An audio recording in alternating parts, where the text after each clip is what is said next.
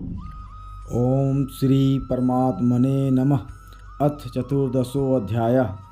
आज श्रीमद् भगवत गीता के 14वें अध्याय का शुरुआत करते हैं और इसमें पहले परिचय को जानेंगे। इसके बाद श्लोक नंबर 1 से लेकर के 9 तक का अध्ययन करेंगे।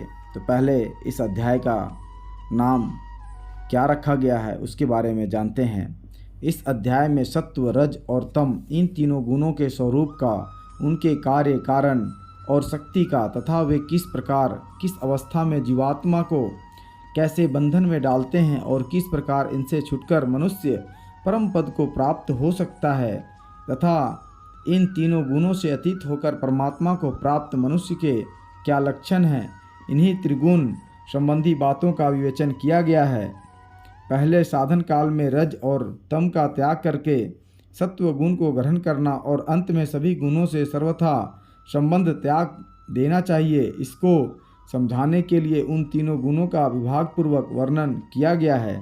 इसलिए इस अध्याय का नाम गुण त्रय विभाग योग रखा गया है। अब इस अध्याय को पहले संक्षेप में देखते हैं। इस अध्याय के पहले और दूसरे श्लोकों में आगे कहे जाने वाले ज्ञान की महिमा और उसके कहने की प्रतिज्ञा की गई है।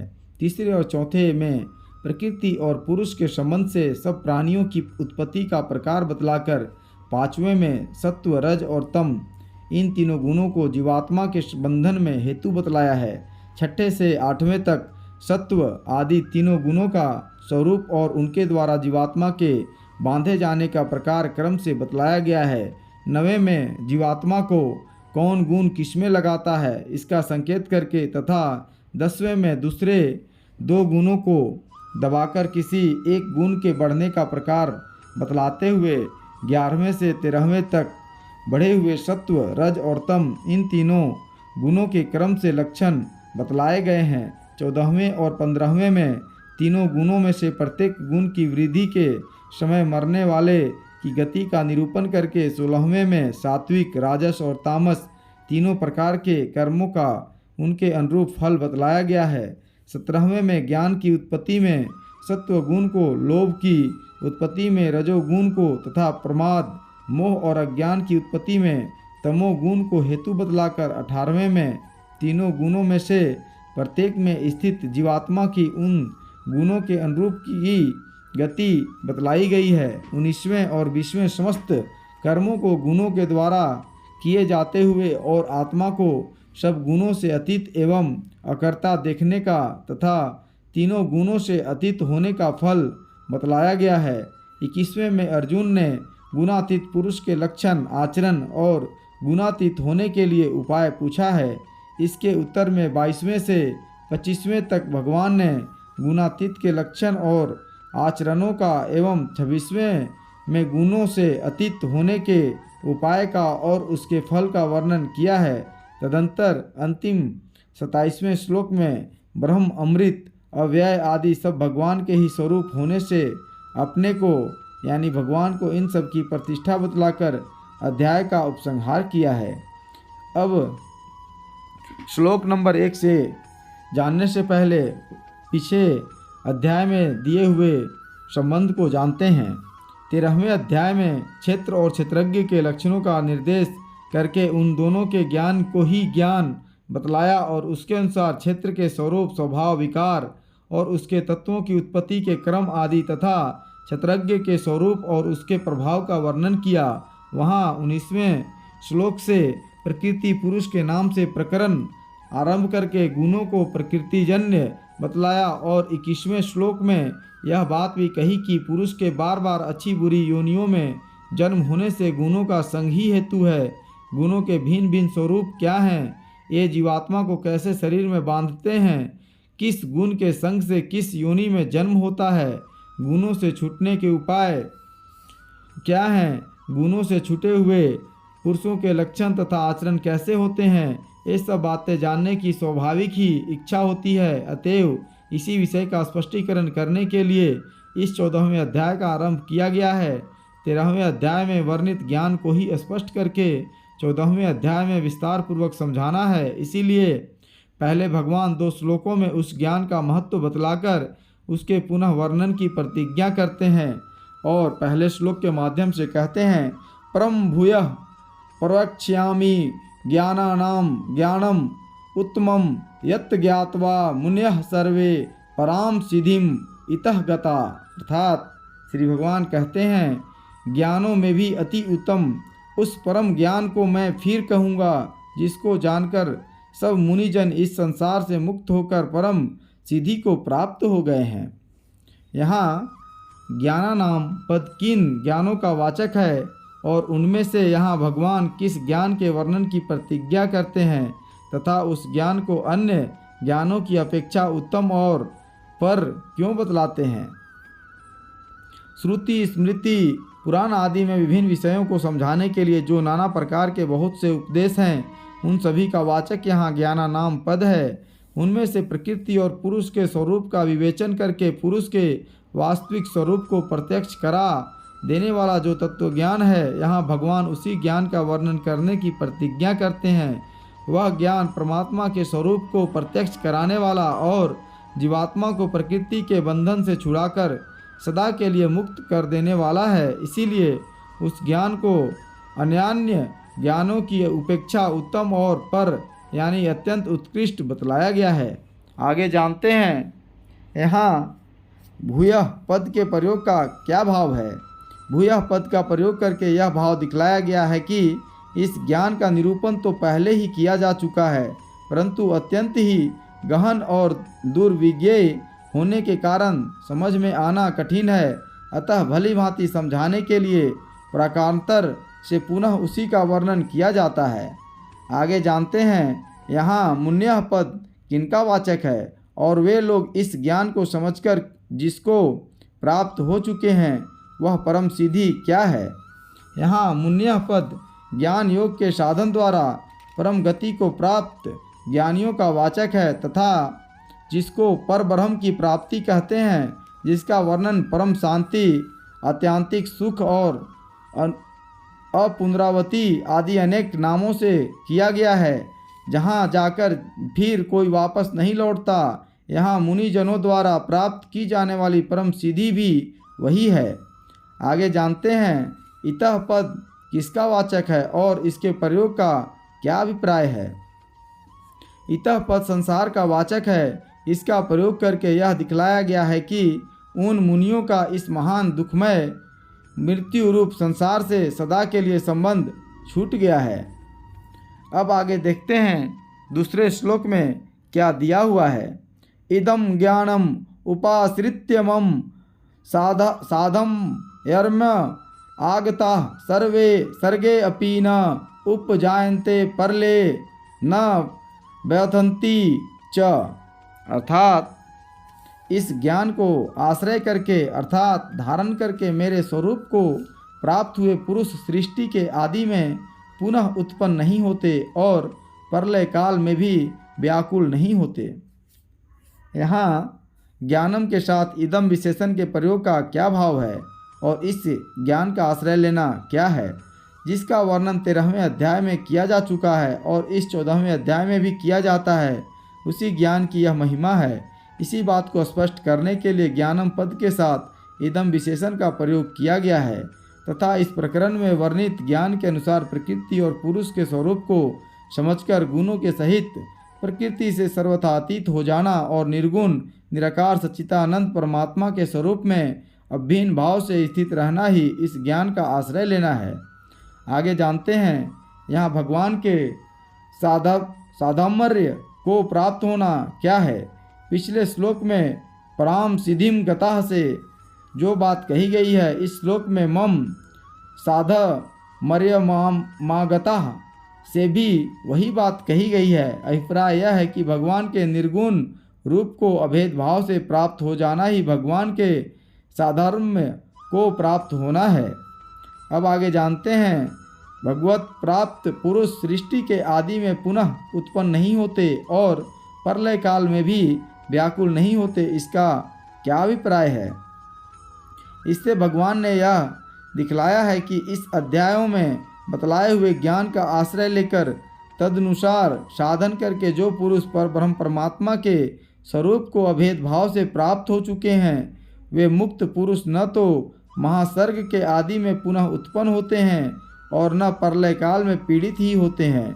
वस्तुतः सृष्टि के सर्ग और प्रलय से उनका कोई संबंध ही नहीं रह जाता, क्योंकि अच्छी बुरी योनियों में जन्म होने के प्रधान कारण हैं गुणों का संग, और मुक्त पुरुष गुणों से सर्वथा अतीत होते हैं, इसलिए उसका पुनरागमन नहीं हो सकता, और जब उत्पत्ति नहीं है तब विनाशक का कोई प्रश्न ही नहीं उठता।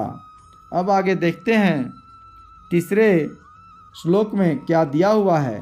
इस प्रकार ज्ञान को फिर से कहने की प्रतिज्ञा करके और उसके महत्व का निरूपण करके अब भगवान उस ज्ञान का वर्णन आरंभ करते हुए 2 श्लोकों में प्रकृति और पुरुष से समस्त जगत की उत्पत्ति बतलाते हैं।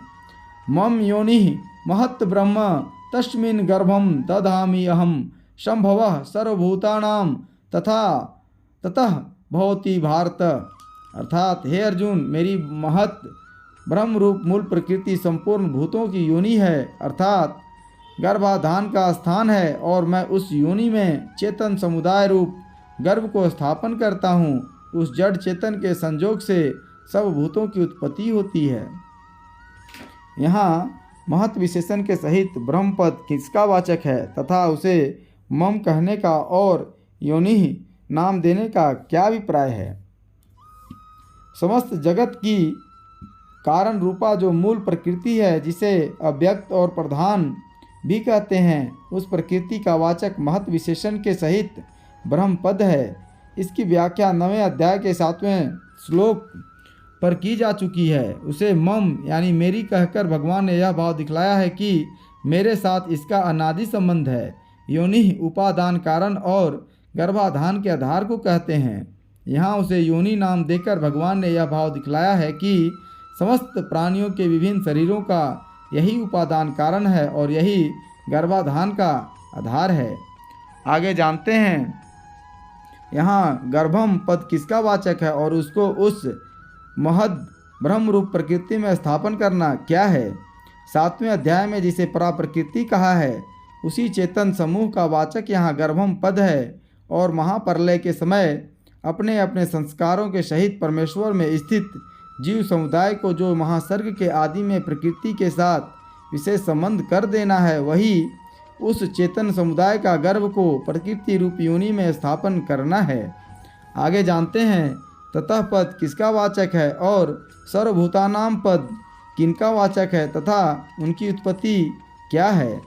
ततः पद यहाँ भगवान द्वारा किए जाने वाले उस जड़ और चेतन के संयोग का, और सर्वभूतानाम पद अपने अपने कर्म संस्कारों के अनुसार देव, मनुष्य, पशु, पक्षी आदि विभिन्न शरीरों में उत्पन्न होने वाले प्राणियों का वाचक है।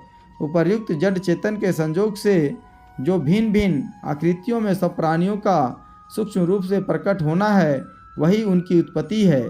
महासर्ग के आदि में उपर्युक्त संयोग से पहले पहल हिरण्यगर्भ की और तदंतर अन्यान्य भूतों की उत्पत्ति होती है। अब आगे देखते हैं 4वें श्लोक में क्या दिया हुआ है। सर्वयोनिषु कौन्तेय मूर्त्यः संभवन्ति याः तासां ब्रह्म महत् योनि अहम बीजप्रदः पिता। अर्थात हे अर्जुन, नाना प्रकार की सब योनियों में जितनी मूर्तियाँ अर्थात शरीरधारी प्राणी उत्पन्न होते हैं, प्रकृति तो उन सबकी गर्भ धारण करने वाली माता है और मैं बीज को स्थापन करने वाला पिता हूँ। यहाँ मूर्त्यः पद किनका वाचक है और समस्त योनियों में उनका उत्पन्न होना क्या है। मूर्त्यः पद देव, मनुष्य, राक्षस, पशु और पक्षी आदि नाना प्रकार के भिन्न भिन्न वर्ण और आकृति वाले शरीर में से युक्त समस्त प्राणियों का वाचक है, और उन देव, मनुष्य, पशु, पक्षी आदि योनियों में उन प्राणियों का स्थूल रूप से जन्म ग्रहण करना ही उनका उत्पन्न होना है। आगे जानते हैं उन सब मूर्तियों का मैं बीज प्रदान करने वाला पिता हूँ और महद ब्रह्म योनि माता है। इस कथन का क्या अभिप्राय है।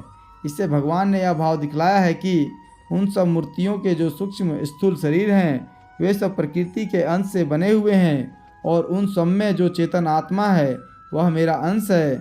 उन दोनों के संबंध से समस्त मूर्तियाँ अर्थात शरीरधारी प्राणी प्रकट होते हैं।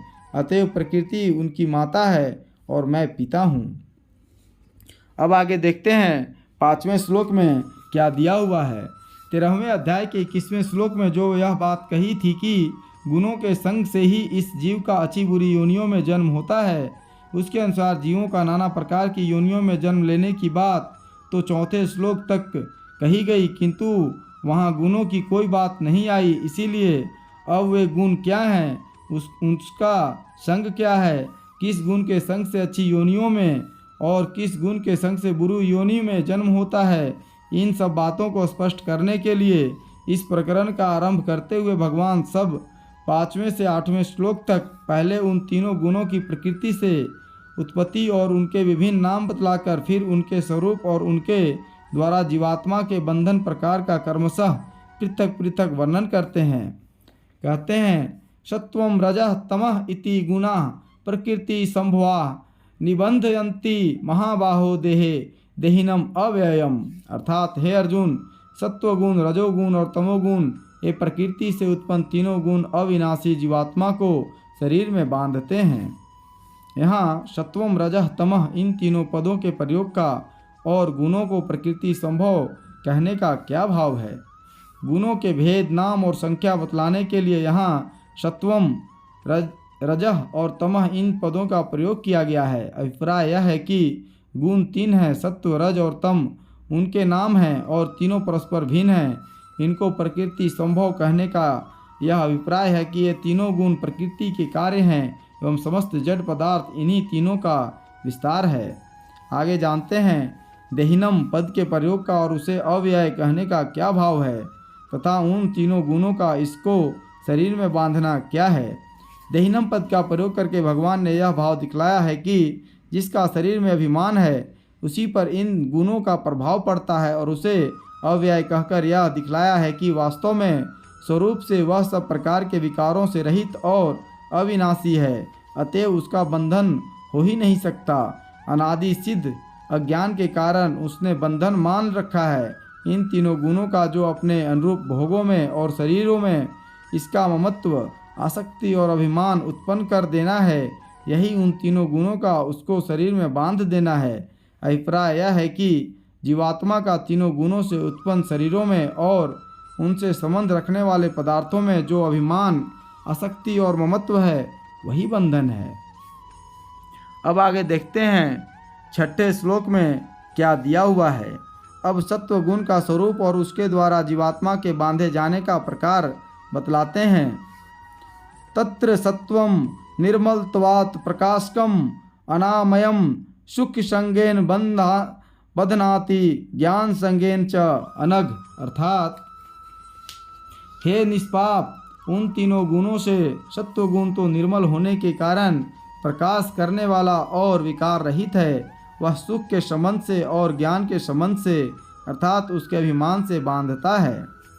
यहाँ निर्मलत्वात् पद के प्रयोग का तथा सत्व गुण को प्रकाशक और अनामय बतलाने का क्या अभिप्राय है। सत्व गुण का स्वरूप सर्वथा निर्मल है, उसमें किसी भी प्रकार का कोई दोष नहीं है, इसी कारण वह प्रकाशक और अनामय है। उससे अंतःकरण और इंद्रियों में प्रकाश की वृद्धि होती है एवं दुख, विक्षेप, दुर्गुण और दुराचारों का नाश होकर शांति की प्राप्ति होती है। जब सत्वगुण बढ़ता है तब मनुष्य के मन की चंचलता अपने आप ही नष्ट हो जाती है और वह संसार से विरक्त और उपरत होकर सच्चिदानंद घन परमात्मा के ध्यान में मग्न हो जाता है। साथ ही उसके चित्त और समस्त इंद्रियों में दुख तथा आलस्य का अभाव होकर चेतन शक्ति की वृद्धि हो जाती है। निर्मलत्वात् पद सत्व गुण से इन्हीं गुणों का बोधक है और सत्व गुण का यह स्वरूप बतलाने के लिए ही उसे प्रकाशक और अनामय बतलाया गया है। आगे जानते हैं उस सत्व गुण का इस जीवात्मा को सुख और ज्ञान के संग से बांधना क्या है। सुख शब्द यहाँ 18वें अध्याय के 36वें और 37वें श्लोकों में जिसके लक्षण बतलाए गए हैं उस सात्विक सुख का वाचक है। उस सुख की प्राप्ति के समय जो मैं सुखी हूँ इस प्रकार अभिमान होकर जीवात्मा का उस सुख के साथ संबंध हो जाता है वह उस साधन के मार्ग में अग्रसर होने से रोक देता है और जीवन मुक्त अवस्था की प्राप्ति से वंचित रख देता है। अतः यही सत्व गुण का सुख के संग से जीवात्मा को बांधना है।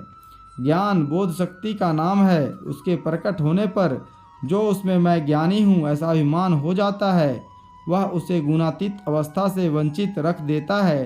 अतः यही सत्व गुण का जीवात्मा को ज्ञान के संग से बांधना है। आगे जानते हैं अनघ संबोधन का क्या अभिप्राय है। अघ पाप को कहते हैं, जिसमें पापों का सर्वथा अभाव हो उसे अनघ कहते हैं। यहाँ अर्जुन को अनघ नाम से संबोधित करके भगवान यह दिखलाते हैं कि तुम में स्वभाव से ही पापों का अभाव है, अतएव तुम्हें बंधन का डर नहीं है। अब आगे जानते हैं 7वें श्लोक में क्या दिया हुआ है। अब रजोगुणों गुण का स्वरूप और उसके द्वारा जीवात्मा को बांधे जाने का प्रकार बतलाते हैं। रजः रागात्मकम विधि तृष्णा संग समुद्भवम तत् निबध्नाति कौन्तेय कर्म संगेन देहिनम। अर्थात हे अर्जुन, राग रूप रजोगुण को कामना और आसक्ति से उत्पन्न जान। वह इस जीवात्मा को कर्मों के और उनके फल के संबंध से बांधता है। यहाँ रजोगुण को रागात्मक कहने का क्या अभिप्राय है। रजोगुण स्वयं ही राग यानी आसक्ति के रूप में प्रकट होता है। राग रजोगुण का स्थूल स्वरूप है, इसीलिए यहाँ रजोगुण को रागात्मक समझने के लिए कहा गया है। आगे जानते हैं यहाँ रजोगुण को कामना और आसक्ति से उत्पन्न कैसे बतलाया गया, क्योंकि कामना को स्वयं रजोगुण से ही उत्पन्न होती है। अतएव रजोगुण को उनका कार्य माना जाए या कारण।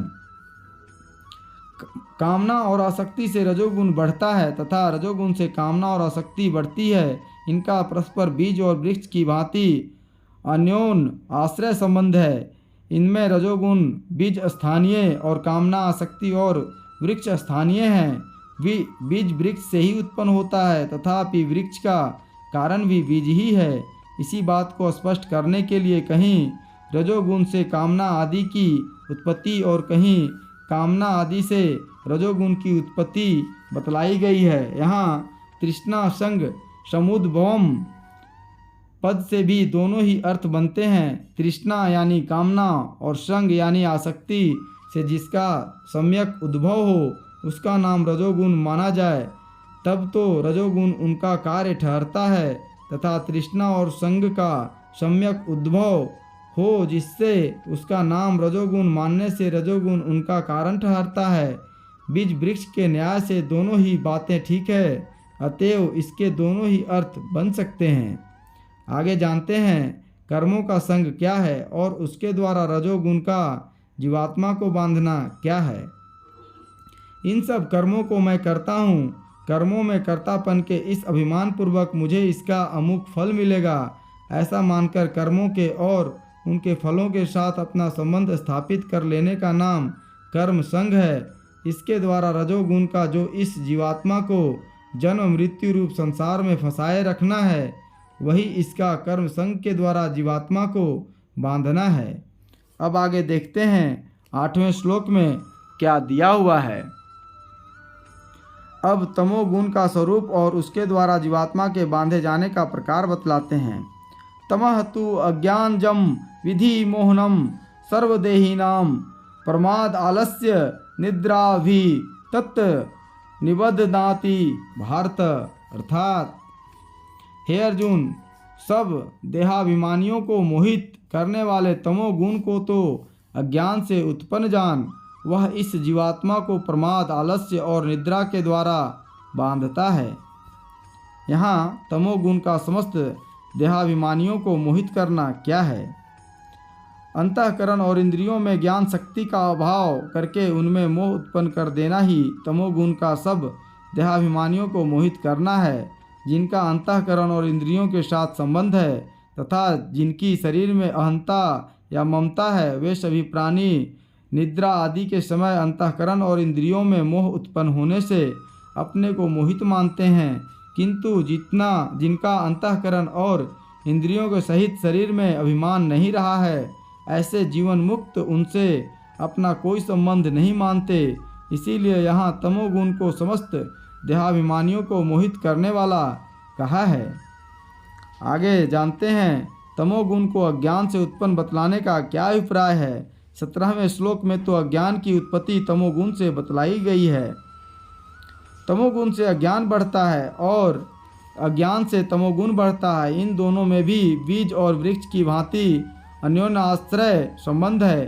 अज्ञान बीज स्थानीय है और तमोगुण वृक्ष स्थानीय है। इसीलिए कहीं तमोगुण से अज्ञान की और कहीं अज्ञान से तमोगुण की उत्पत्ति बतलाई गई है। आगे जानते हैं प्रमाद, आलस्य और निद्रा इन तीनों शब्दों का क्या अर्थ है और इनके द्वारा तमोगुण का जीवात्मा को बांधना क्या है। अंतःकरण और इंद्रियों की व्यर्थ चेष्टा का एवं शास्त्र विहित कर्तव्य पालन में अवहेलना का नाम प्रमाद है। कर्तव्य कर्मों में अप्रवृत्ति रूप निरुद्ध मता का नाम आलस्य है। तंद्रा, स्वप्न और सुषुप्ति इन सब का नाम निद्रा है। इन सब के द्वारा जो तमोगुण का इस जीवात्मा को मुक्ति के साधन से वंचित रहकर जन्म मृत्यु रूप संसार में फंसाए रखना है, यही उसका प्रमाद, आलस्य और निद्रा के द्वारा जीवात्मा को बांधना है। अब आगे देखते हैं 9वें श्लोक में क्या दिया हुआ है। इस प्रकार सत्व, रज और तम इन तीनों गुणों के स्वरूप का और उनके द्वारा जीवात्मा के बांधे जाने का प्रकार बतलाकर अब उन तीन गुणों का स्वाभाविक व्यापार बतलाते हैं। कहते हैं सत्वम सुखे संजयति रजः कर्मणि भारत ज्ञानम आवृत्य तु तमः प्रमादे संजयति उत। अर्थात हे अर्जुन, सत्वगुण सुख में लगाता है और रजोगुण कर्म में तथा तमोगुण तो ज्ञान को ढककर प्रमाद में भी लगाता है। यहाँ सुख शब्द कौन से सुख का वाचक है और सत्वगुण का इस मनुष्य को उसमें लगाना क्या है। सुख शब्द यहाँ सात्विक सुख का वाचक है और सत्वगुण का जो इस मनुष्य को सांसारिक भोगों और चेष्टाओं से तथा प्रमाद, आलस्य और निद्रा से हटाकर आत्मचिंतन आदि के द्वारा सात्विक सुख से संयुक्त कर देना है, यही उसको सुख में लगाना है। आगे जानते हैं कर्म शब्द यहाँ कौन से कर्मों का वाचक है और रजोगुण का इस मनुष्य को उनमें लगाना क्या है। कर्म शब्द यहाँ इस लोक और परलोक के भोग रूप फल देने वाले शास्त्र विहित सकाम कर्मों का वाचक है। नाना प्रकार के भोगों की इच्छा उत्पन्न करके उनकी प्राप्ति के लिए उन कर्मों में मनुष्य को प्रवृत्त कर देना ही रजोगुण का मनुष्य को उन कर्मों में लगाना है। आगे जानते हैं तमोगुण का इस मनुष्य के ज्ञान को आच्छादित करना और उसे प्रमाद में लगा देना क्या है तथा इन वाक्यों में तू और उत इन दो अव्यय पदों के प्रयोग का क्या अभिप्राय है। जब तमोगुण बढ़ता है तब वह कभी तो मनुष्य की कर्तव्य अकर्तव्य का निर्णय करने वाली विवेक शक्ति को नष्ट कर देता है और कभी अंतःकरण और इंद्रियों को चेतना को नष्ट करके निद्रा की वृत्ति उत्पन्न कर देता है। यही उसका मनुष्य के ज्ञान को आच्छादित करना है और कर्तव्य पालन में अवहेलना करा के व्यर्थ चेष्टाओं में नियुक्त कर देना प्रमाद में लगाना है। इस वाक्य में तू अव्यय के प्रयोग से यह भाव दिखलाया है कि तमोगुण केवल ज्ञान को आवृत करके ही पिंड नहीं छोड़ता, दूसरी क्रिया भी करता है, और उत के प्रयोग से यह दिखलाया है कि यह जैसे ज्ञान को आच्छादित करके प्रमाद में लगाता है वैसे ही निद्रा और आलस्य में भी लगाता है। अभिप्राय यह है कि जब यह विवेक ज्ञान को आवृत करता है तब तो प्रमाद में लगाता है एवं जब अंतःकरण और इंद्रियों की चेतन शक्ति रूप ज्ञान को छीन और आवृत करता है तब आलस्य और निद्रा में लगाता है। इस प्रकार 9वां श्लोक समाप्त हुआ। आज के लिए इतना ही, फिर मिलेंगे अगले श्लोक में। धन्यवाद।